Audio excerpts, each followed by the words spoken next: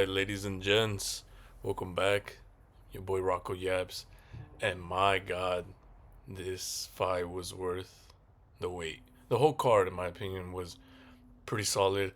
I guess if you compare it to the other rings, like events, it is one of the weaker ones, but it's not that bad because the main event in it of itself was just so anticipated. At least for me, as a real boxing fan, this was like one of the rare matchups, especially in the modern era, that we were not going to be seeing if it wasn't for the influence of Turkey Al-Ashi and the whole Riyadh season movement and all that. So, with that being said, let's get right into it and let's see how right or wrong I was. Now, first fight of the night, obviously, the prospect upset. Like I said before in my video, um, my youth, I think that's how you say his name. He is the very first Saudi Arabian. He's not Pakistani as I thought he was. First Saudi Arabian world champion guy. That's what they're kind of trying to build him as. But obviously, he needs to build his way up. He doesn't have any amateur background really like that at all. So he's kind of learning on the job pretty much. But he does have good resources, good connections. You know, they're putting him in all these big events. They're putting him to go fly around the world, training with other guys, other trainers, get good sparring in. And now he suffers his very first defeat. The closest he's ever gone to not winning was his first and only draw, but now he suffers a rupture to his almost perfect, now not perfect record. He is now with his updated record of 7 victories, one by knockout, one defeat, and one draw. And Kevin Castillo upgrades his record to now 6 victories, two losses, one draw, no knockouts. Uh, I was wrong on this. Not by a lot, but I did say 60. I said 70% chance of winning for my youth, but I did say, like, jokingly, like, I do expect maybe even another draw because Castillo fights similarly to the guy who gave my youth his hardest fight yet. That gave him a draw. But my youth had the first round. He even dropped Castillo. But then Castillo from then on just completely 180 and was dominating the fight. I mean, the picture doesn't show, but Mayuv came out beaten up, and Castillo took the fight, and rightfully so. It was a good victory in favor of Castillo. Now could go back to Spain, uh, doing what he promised he was gonna do. But yeah, other than that, there's nothing much for him. Now, what is next for Mayuv? In in my opinion, there's not much for my youth to do. That's why I put it in the right. But to go back to the lab, go fucking train, go see what you did right, see what you did wrong. How can you improve? How can you fix certain things to protect you from your weaknesses? And for Castillo, not necessarily go for the EBU, but something like that. You know, some type of regional belt. I don't know if Spain has. You know, I tried doing my research. I couldn't find anything related to like Spain. Like Spain doesn't have like a Spanish champion. There isn't like a WBA Spanish belt or something like that at all. So I don't know if they have any regional belts. I think he should go for those type of belts and work his way up to an EBU.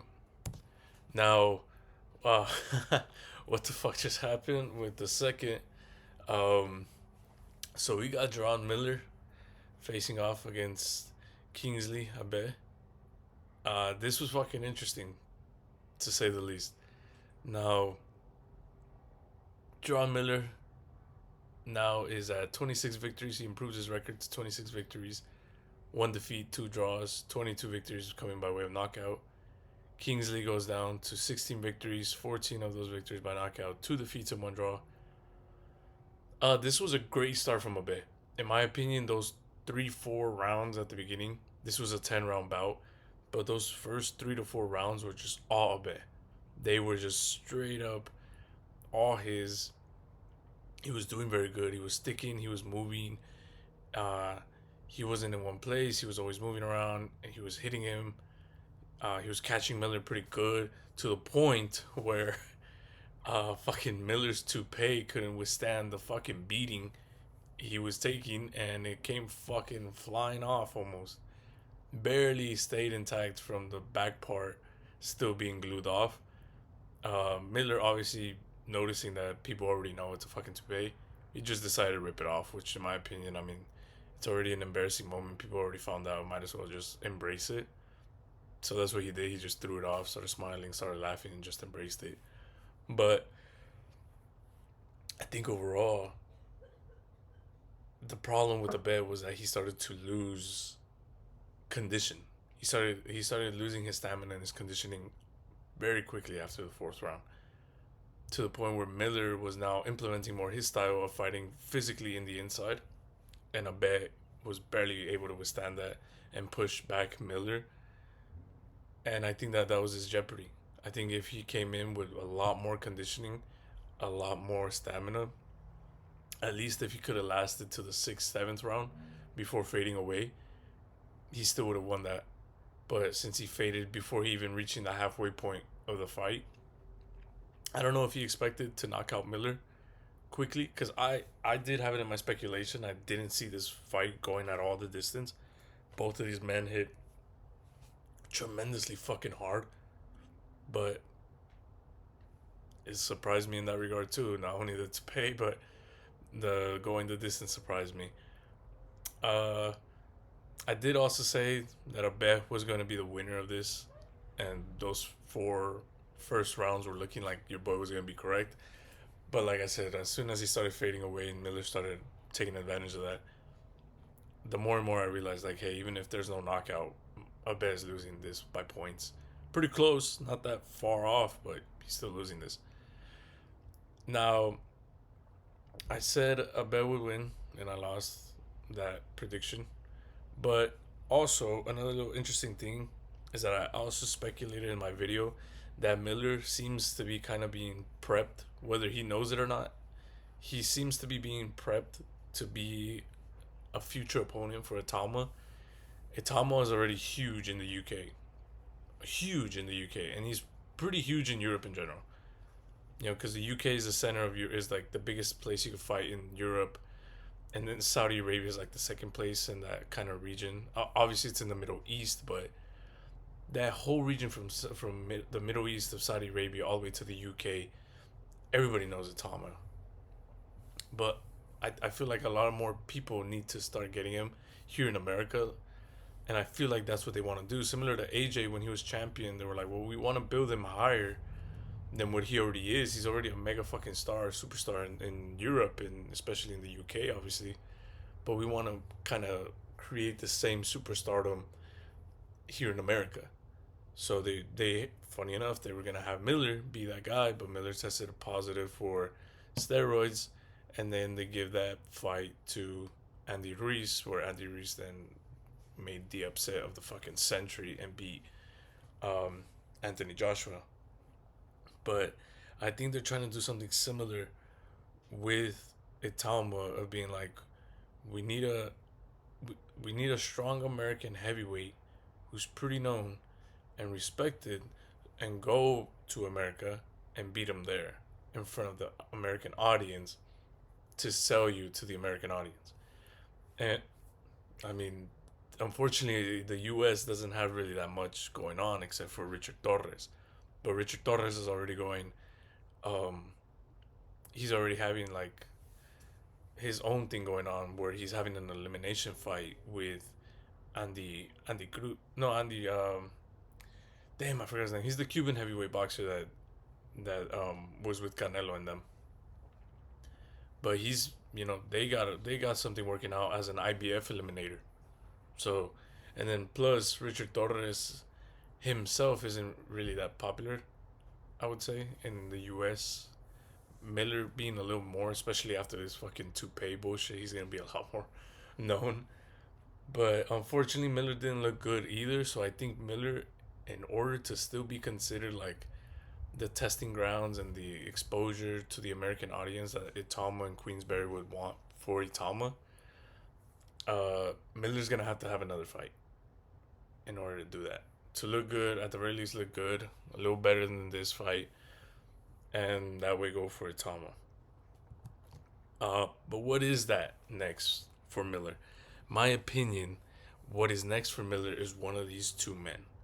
Now, on your left, I'm always gonna put on the left side my very first and like number one pick is the other Big Baby. Now, if you didn't know, Miller is nicknamed Big Baby, and if you didn't know, Jared Anderson is also nicknamed the Big Baby. So that is the battle of the big babies for you. Um, Jared Anderson, who's currently at 18 victories, 15 of them by knockout, one defeat, zero draws. Um, he hasn't fought since February 14, 2025. He lost to Bacoli in the Madrimo versus Crawford fight. Took a while to come back, and then he came back in February 14, like I said, of last year against another journeyman, just a bounce back fight. But it wasn't good because he went the distance with Jared Anderson. Even though Jared Anderson won, and I believe by unanimous decision, it just didn't look good that a guy who was praised as the hero of the U.S. heavyweight boxing went the distance with this like fucking random journeyman, you know. And he hasn't fought since, so it's almost gonna be a fucking year. In like 2 weeks is going to be a year since Anderson hasn't fought. And the last time he did fight, he went the distance with the journeyman, 10 rounds with one. So, and he has nothing lined up as of right now. There's no speculation. There's no nothing. So this would be perfect. Because if Anderson wins, then you could put Anderson in the position to be the guy to expose Itama to the American audience and fight Itama in America. And if Miller beats Anderson, not only does he eliminate Anderson, but that would make his profile bigger. And then you could be like, okay, Miller, Itama wants to go to America. He wants to fight you in America to expose himself to American audience. Either way, though, the big babies facing each other would be a tremendous fight. One super tall, one super heavy. Both hit hard. One is younger, one is older. One is more experienced. One has the youth with him. It's just a good fight. And the other one is an interesting. My second option would be Bilei Zhang, aka Big Bang Zhang. Big Bang Zhang. Yeah, I think that's how they say it. He currently has 27 victories, 22 by knockout, 3 defeats, 1 loss. He hasn't fought since being TKO'd by a liver shot back in February 2022 of last year, 2025, by Caballero. And yeah, he hasn't fought since. There is reports, though, however, that he is kind of like in negotiations to fight Daniel Dubois. So that's a banging fight that I'll be excited to watch as well. But if Miller can get the Anderson fight and Zhang can get the Dubois fight for whatever reason, then both of them should mix up and fight each other. And then, like I said, that would be another great fight. That would be a good way to elevate Miller's profile and that way elevate Itama's profile when Itama comes here to fight Miller. But either way, all these mixed matches would be a great fucking fight for us fans. The underdog surprise, Austin Williams fighting his late replacement in Wendy Toussaint. Williams now improves his record to 20 victories, 13 of them by knockout, 1 defeat, 0 draws. Wendy Toussaint takes a devastating defeat, now being at 17 victories, 7 by knockout, 4 losses, and 0 draws. I did say that William was going to win, but my God, I gotta give credit where credit is due. I'm gonna take my hat off to your boy fucking Toussaint, cause this fool is durable. He's got heart, and if he would have trained the same amount as Williams, for Williams, hey, fucking Williams. I don't think Williams would have lasted. I think Toussaint would have taken him, and that's just me being real. That's just me being real as I could say, bro. Cause that fool, he got dropped by Williams. Dropped Toussaint, I think in the 4th round or third round, and it just looked over. Usually, late replacements get hit in the liver because the liver is the weakest. They weight drain a lot in order to get the late replacement, and then they haven't been active. And even if they've been training, they haven't been training that hard. So usually, body shots are the ones that would get them out of there. But Toussaint took that fucking body shot and then an upper, and I was like, okay, that's it. He looked really good. He looked really good for those 4 rounds. I was like, but time to go. And no, he was like, fuck that. I'm not going nowhere. And he did not go nowhere. And he was catching Williams with very good counter punches. Very good in between punching. Like William would throw one, and in between those punches, he would also throw his. And Williams was getting caught with some mean fucking hooks, some mean counters. But overall, yes, William did put a much more beating on Toussaint. But Toussaint fucking hats off to him. That fool went out on his shield, and it's surprising because he had less than 24 hours to fucking deal with Toussaint.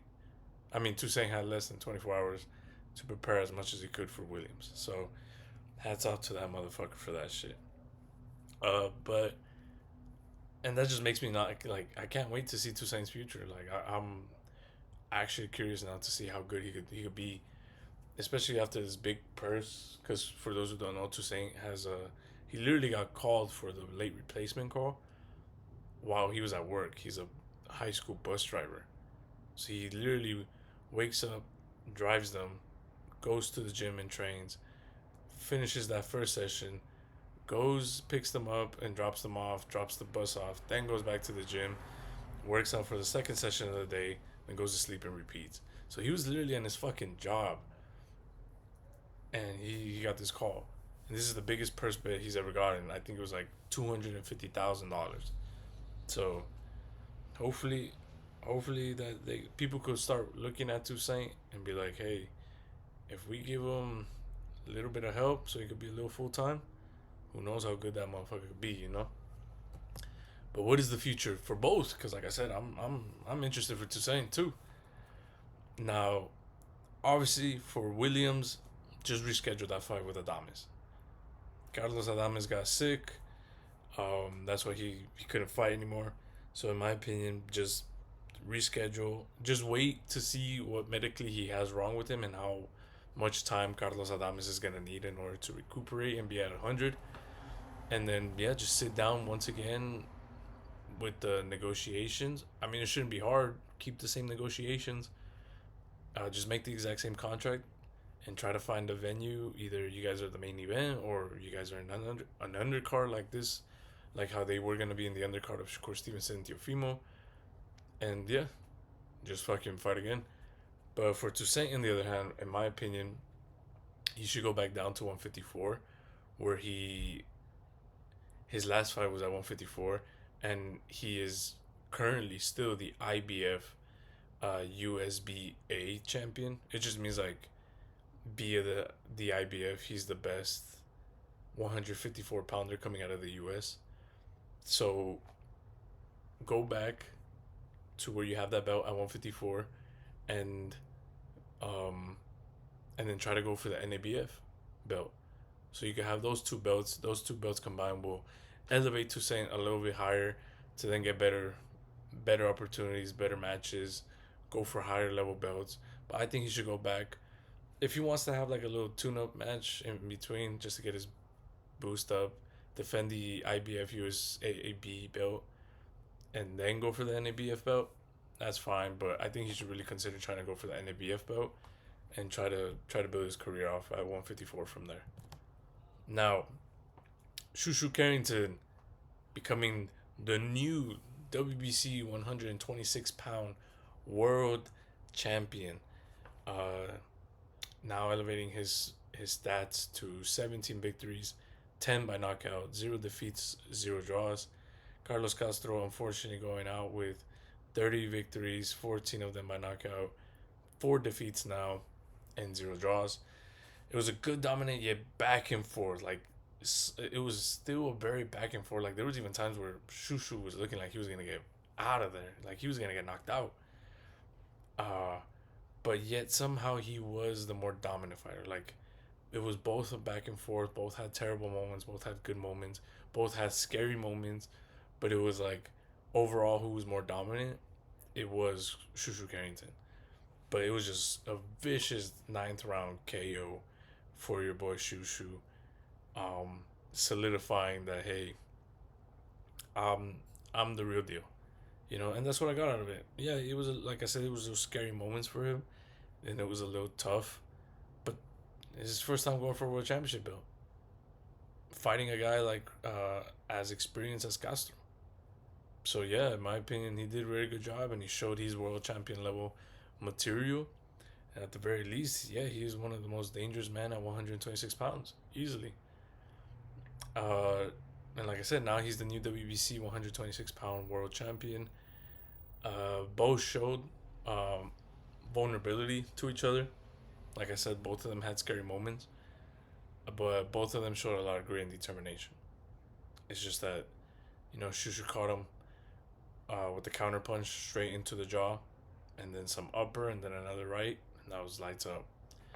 But you may be asking, what is next, Rocco? Don't worry, homie, I'll tell you. What's next for the future of the champ are these two, in my opinion, the best. So, for a long, long time, Shusha Carrington has been calling out any of the champions at 126 pounds. But the one he was mainly more focused on and a lot more calling out, and people were matching them together a lot more than any other ones, was Rafael Espinosa, the guy to your left. 6'1", 126-pound world champion for the WBO.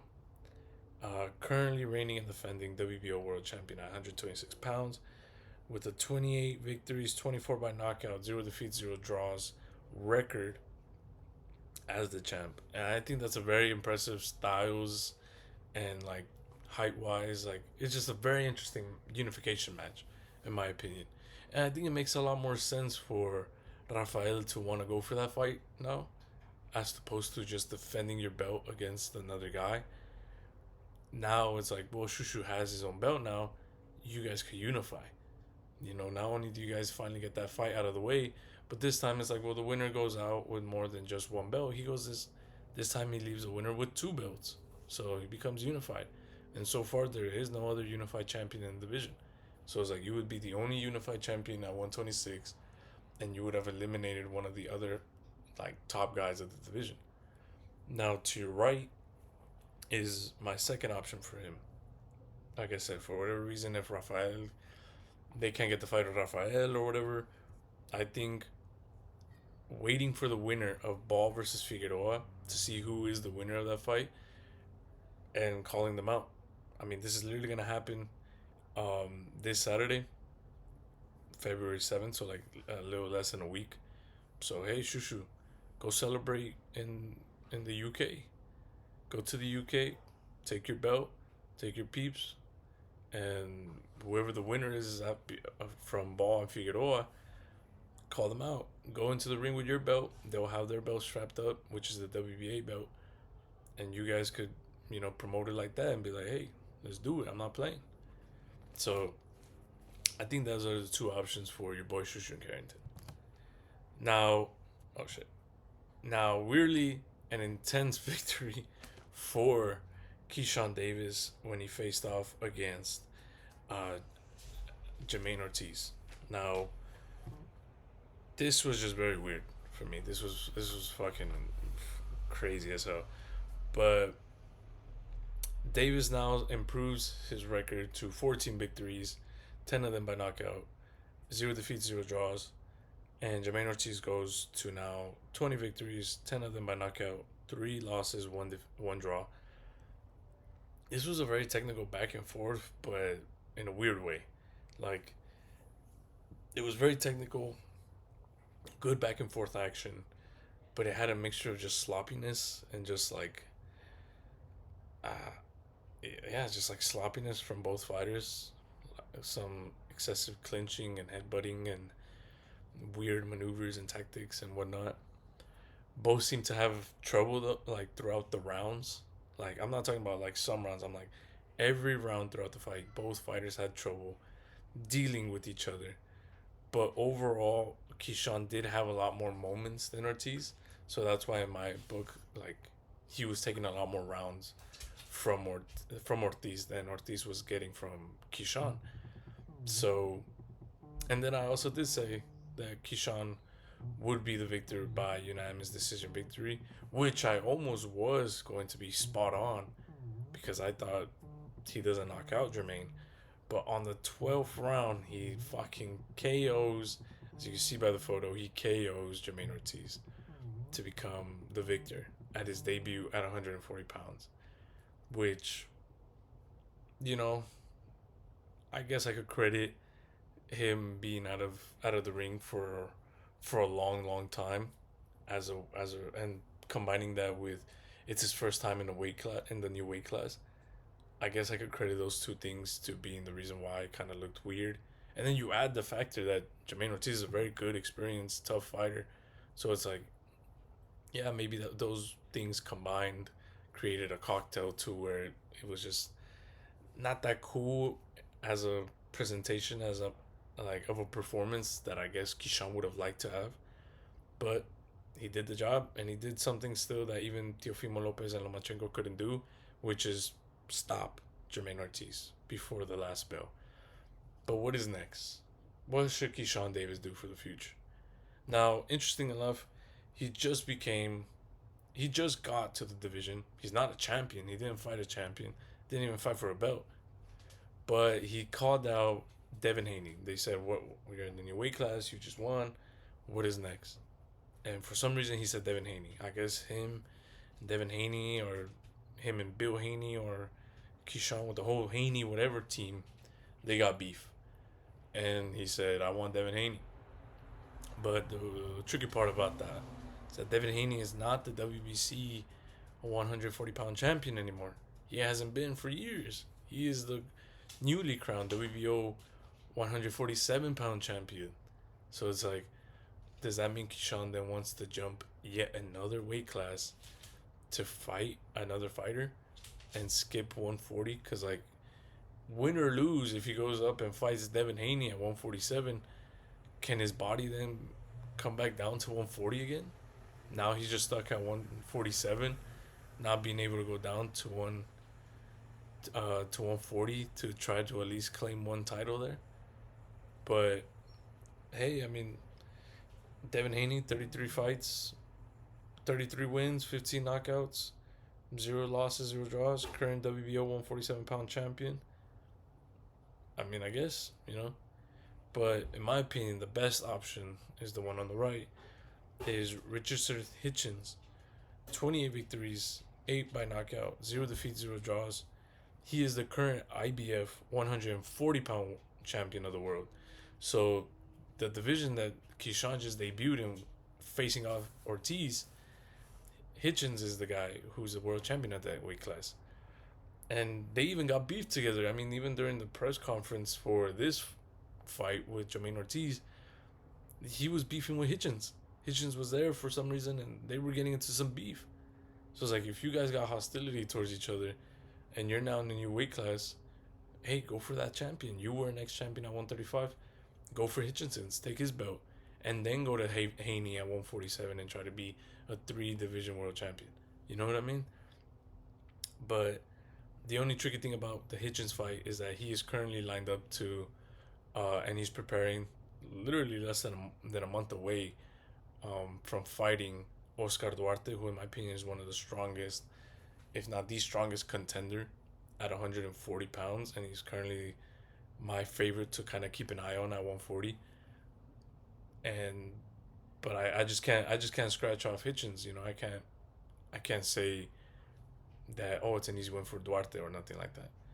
It's an interesting fight between matchup of styles, and we just gotta see who comes out victorious. So I guess Kishan could just wait. Like I said, he could pull up to the event, and then once Hitchens wins, if Hitchens wins, then he could just get up there and be like, "I want your belt. Let me get your belt." Let's do it. Let's fight. If Duarte wins, well, I don't see why he wouldn't want to fight Duarte either and be like, yo, Duarte, how about you defend your belt for the first time against somebody like me, you know? So we got to see about that on the 21st of February when he fights Duarte. Now, my oh my. Performance of a lifetime, in my opinion. Teofimo Lopez now has a record of 22 victories, 13 of them by knockout, 2 defeats now, and 0 draws. And Shakur upgrades his record to 25 victories, 11 of them by knockout, 0 defeats, 0 draws. This shit was not even close. It was just straight belt to ass from Shakur to Teofimo. Now, I don't want this to discredit in a way that makes people think like, oh, Teofimo was never world class. Oh, Teofimo was never that guy. No, Teofimo and Shakur fighting was a fucking major fight that we did not expect to ever get because it was just two incredible boxers and incredible athletes in general, with different styles and different ways of fighting, matching up against one another to see who is the best. And I loved it. I loved every single minute of it. Uh but yeah, Shakur made Tio feel like he wasn't the guy that you're hearing me explain to you that he is. That's why I'm saying like I don't want this fight to diminish Teofimo in the eyes of people to for because if you diminish Teofimo, you're diminishing Shakur's accomplishment. Because if you're like, oh well, Teofimo was never that guy. He was never like that. He was always a bum. He was this. He was that. Then you're just saying Shakur didn't have the performance of a lifetime. He didn't just belt to ass one side dominate, cruise control the entire match against an elite level fighter. He did it against the bum. So therefore it's not impressive. And he became 4 division world champion against the bum.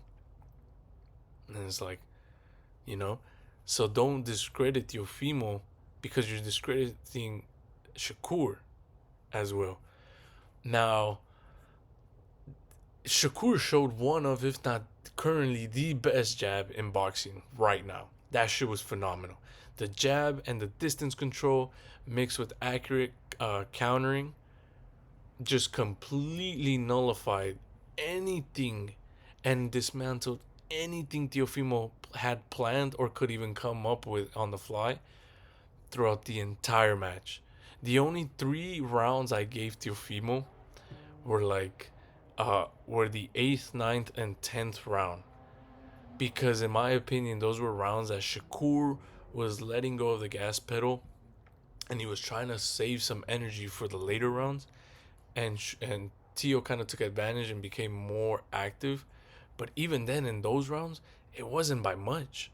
It wasn't like, oh, Shakur was surviving those 3 rounds before coming back strong and finishing strong in the 11 12. No, it's just, yeah, he got hit a little more. Teofimo looked a little bit more impressive. But all that was because Shakur said, I want to catch a little break. These next 3 rounds, I'm going to catch a break. Once the championship rounds come, I'm going to give it my all and close this fight right. And Teofimo didn't do anything to really capitalize more than just taking the round. And that's it. He didn't hurt him. He didn't wobble him. He didn't drop him. He didn't... Nothing. Other than just taking those rounds, which Shakur, in a way, gave them to him. He did nothing to take advantage of Shakur letting go of the gas pedal and not really being too strong and too dominant in those 3 rounds in a row. So, I mean, Shakur really impressed me a lot. This is the most spot on prediction I've ever had. I did say that Shakur would win by unanimous decision victory, and he did. He got a unanimous, rightfully so. No split, no majority, no bullshit. I don't. To me, even if he's like, well, Shakur still won at the end of the day. No, it's robbery, in the sense that it's like, how in the world does a judge see that this was a tie or that Teofimo took that?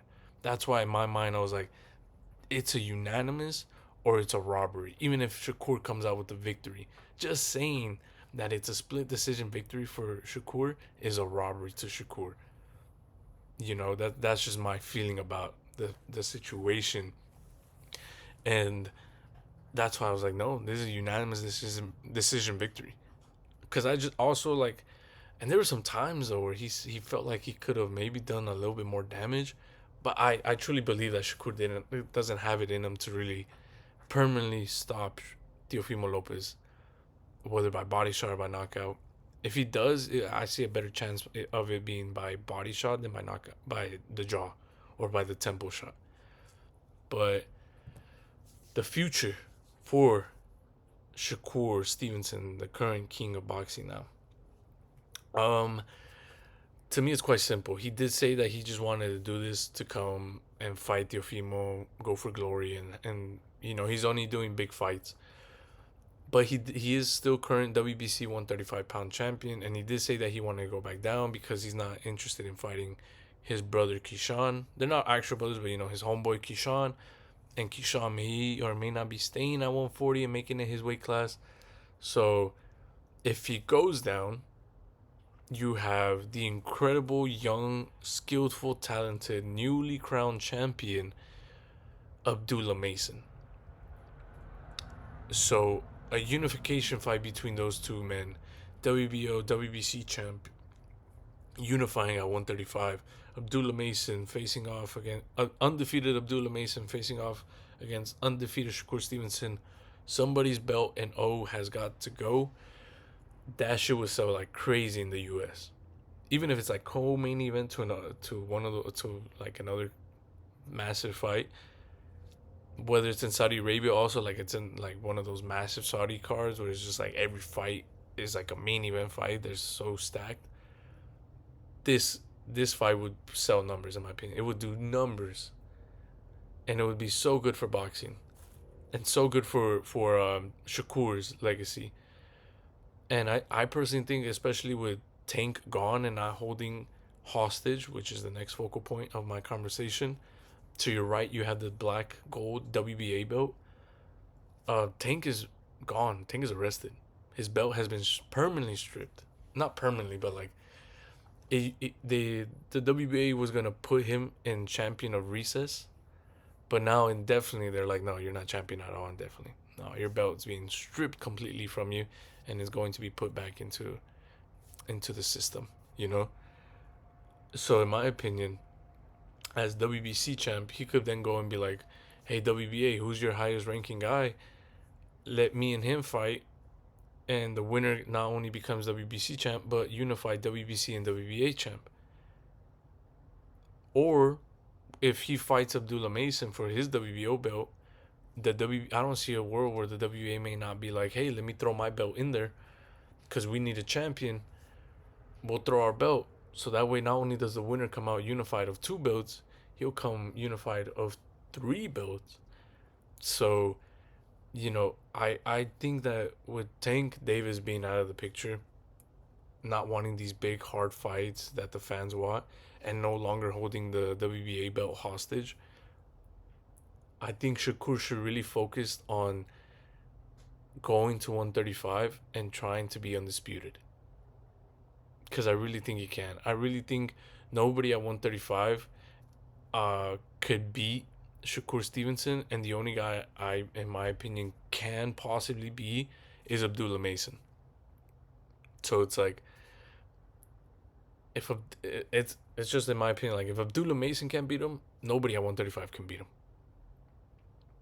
Nobody in 135, in my opinion, is going to beat Shakur Stevenson.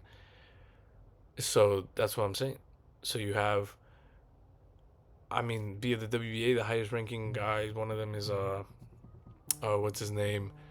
Kid Schofield. Him and Shakur were gonna fight already, so maybe Schofield fights Shakur, and the WBA throws their belt, so the winner becomes WBA, WBC unified champion, and then Shakur could go to then fight Abdullah or whatever. But I think Shakur should really focus on going back to 135 and trying to be undisputed. Now, what is next for Teofimo though? This is the things he should do. In my opinion, I've been saying this since the Loma fight, but more specifically, I've been preaching this hard to my friends and family that, unfortunately, give their ear to me so I could yap it off. He needs a new coach. His father has shown to not be nowhere near at the level his son is competing at in terms of knowledge, experience, and tactics and on the fly movements of what to do. His father is not an actual trainer. His father was learning how to box this at the same exact time his son Teofimo was learning how to box. He was learning how to be a coach the same time at the same time his son was learning how to be a boxer. So no, he should not be his head coach. At the very least, go get you an actual trainer and him and your father work together to be your trainers. But in my opinion, retire that motherfucker. Hey, go train some other guys or go retire, enjoy that money that you got. And I'm gonna go on a world tour uh, for the entirety of spring and summer. I'm gonna go on a world tour to find, a suitable trainer for me and what an actual trainer is gonna look like for me. Train with him, get used to him, go have some sparrings together, some good training sessions, and then come back. Now the guy to your right, you could be like, well, what is that? In my opinion, once he gets that good coach and he gets some good training and sparring with him, Teofimo did say, hey, I want to go up to 147. I don't want to be at 140 anymore. Then go up to 147 and in your first fight there, and a good way to show the world that you're back and that you actually are a good fighter and that 147 should look out and watch out for you, fight Stanionis. You know, Stanionis is a guy who lost his unification bout with Jerome Boots Ennis. Boots Ennis was a guy fucking Teofimo kept yapping his mouth about wanting to fight and that he could beat. So it's like, hey, let me fight the toughest opponent in Boots Ennis' career. And if Teofimo could do him worse than what Boots did, then that's a good way to sell yourself, And that's a good way to put yourself in the rankings for any one of those belts at 147. So in my opinion, Teofimo should do nothing more than just kick his dad to the curb and go on a hunt for a new coach, while at the same time um like having, a fucking moment for himself, to just be alone, explore himself at the same time that he's exploring all these different types of coaches and which coach is the one perfect for him and for his career in the future. And once you got that coach, train with him, spar with him, go up to 147 and fight Staniosis. That's the perfect game plan, in my opinion, for Teofimo Lopez. But uh, I doubt, he'll kick his dad to the curb. Like I said, in my opinion, the Loma fight showed that his dad was not at the level, but the Cambosis fight was just a nail in the coffin for me of like, this motherfucker's gotta go. And Shakur Stevenson just exposed yet again that, hey, the father is nowhere near at the level that his of knowledge and experience and tactics building and on the fly movement of which his son is competing at. So, but the last thing I want to talk about before I let y'all go is the rankings. Now, the current rankings for the pound for pound list is number 1 Alexander Usyk, number 2 Naoya Inoue, number 3 Jesse Bam Rodriguez, 4 Dimitri Bivol, 5 Arthur Beterbiev, 6 Junto Nakatani, 7 Shakur Stevenson, 8 David Benavides, 9 Devin Haney, and 10 Oscar Collazo. So in my opinion, this is the current list, and it hasn't been updated as of yet. It hasn't been, but in my opinion, this should put Shakur Stevenson at number 4. I don't have him above Alexander Usyk. I don't have him above Naoya Inoue. And you can maybe make a case that he could be above Jesse Ban Rodriguez. But in my opinion, no. In my opinion, the perfect, correct spot to put Shakur Stevenson is at the number 4 spot, above Junto Nakatani, above Arthur Beterbiev, and above Dimitri Bivol. My opinion, this win, especially, like, even before this win, but especially with this win, becoming 4 division world champion, becoming 2-time Ring Magazine world champion, defeating somebody the likes of Teofimo Lopez, who is quote unquote not And yes, Ring Magazine and undisputed champion at 135. Then was Ring Magazine and WBO champion at 140. Two division, two times Ring Magazine world champion. He deserves to be at number 4. That's the juiciest and best spot to put Shakur Stevenson at, in my opinion. Like I said, you can make a case to put him at number 3, but in my opinion, he's perfectly placed at number 4. But let me know what you guys think. Let me know if I was right or wrong of the future that these fighters should take in their lives and careers. Thank you guys for listening to me, hearing me yap. Thank you for taking time out of your day to do so and watching this video. Make sure to check out my other stuff if you guys like. Make sure to stay tuned for future stuff. A lot of good fights coming up that I will be covering and whatnot. And if you're new or you haven't yet, hit the subscribe button. It helps a lot. And without further ado, just thank you very much. Have a good one. God bless.